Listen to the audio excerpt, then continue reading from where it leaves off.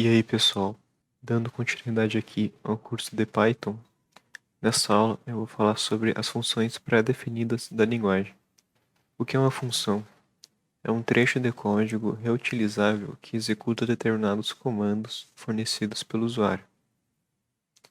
Anteriormente, a gente está usando o comando print, que ele não é nada mais do que uma função que recebe como argumento um string ou variáveis e imprime esse valor no shell.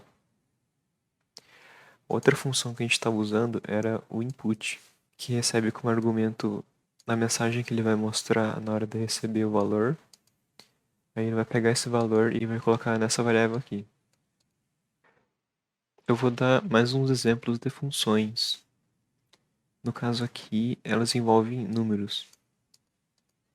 Aqui tem uma variável chamada número que recebe o valor -1.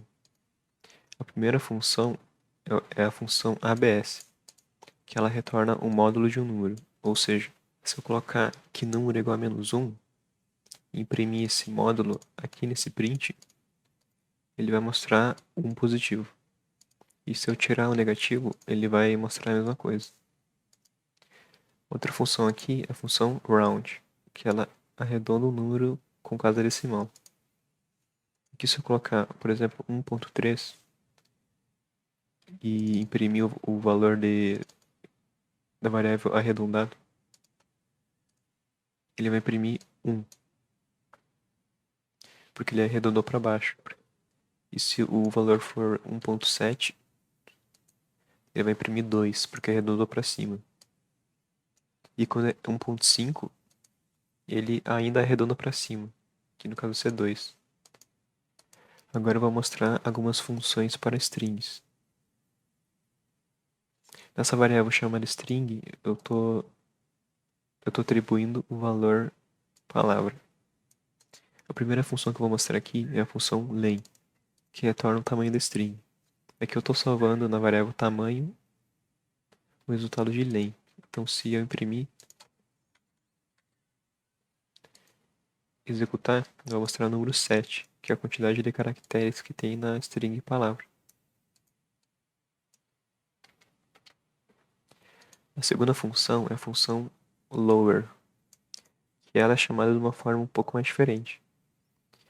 Que tu coloca o nome da variável do tipo string, ponto, lower, com os parênteses do lado. Aí se eu imprimir esse valor, ele vai mostrar a string palavra com todas as letras minúsculas. A outra função é o upper, que faz o contrário de lower, que converte a string para letras maiúsculas.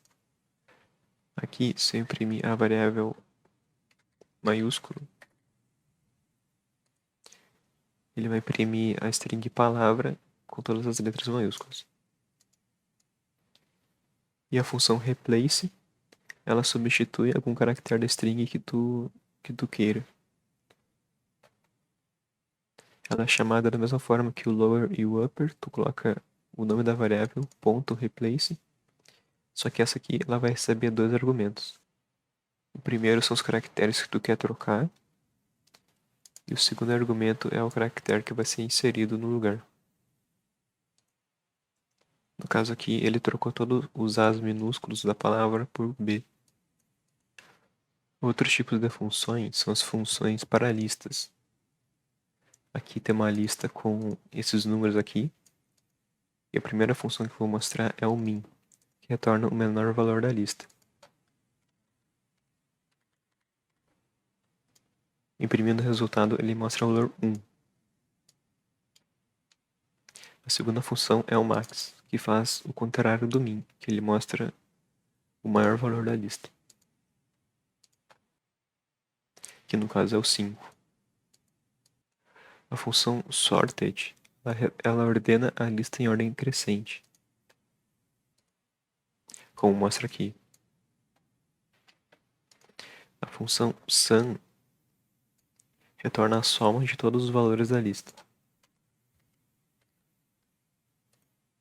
No caso, o resultado é 15. A função append, adiciona um elemento no final da lista, como mostra aqui. Perceba que, nesse caso, essa função append, tu não precisa salvar o resultado em uma variável, ela altera a lista diretamente. A próxima é a função remove, que remove determinado elemento da lista. Se eu imprimir a lista, não vai aparecer mais o valor 6. E assim como append, ela altera diretamente a lista. A próxima função é a função count, que retorna a quantidade de certo elemento da lista. Aqui eu estou fazendo a contagem do elemento 3, que está sendo inserido como argumento dessa função. E imprimindo o resultado, ele vai mostrar 1, que é a quantidade de 3 que tem na lista. E a função clear remove todos os elementos da lista. Então, se eu mostrar a lista depois de executar o clear, vai retornar uma lista vazia. Mais uma função que é importante de comentar antes de eu terminar a aula é a função type, que retorna o tipo da variável. Aqui tem uma variável que recebe uma string, palavra, e eu estou armazenando na variável tipo. No caso, como é uma string, ele vai mostrar que é uma classe str. Se a variável for um número inteiro, ele vai mostrar que é da classe int. E se for um número com casa decimal, como 1.5, ele vai mostrar que é um float. E assim por diante. Se for uma lista, ele vai mostrar que é uma lista. Bom, era isso que eu tinha para falar nessa aula. Qualquer dúvida, deixe nos comentários. Até mais.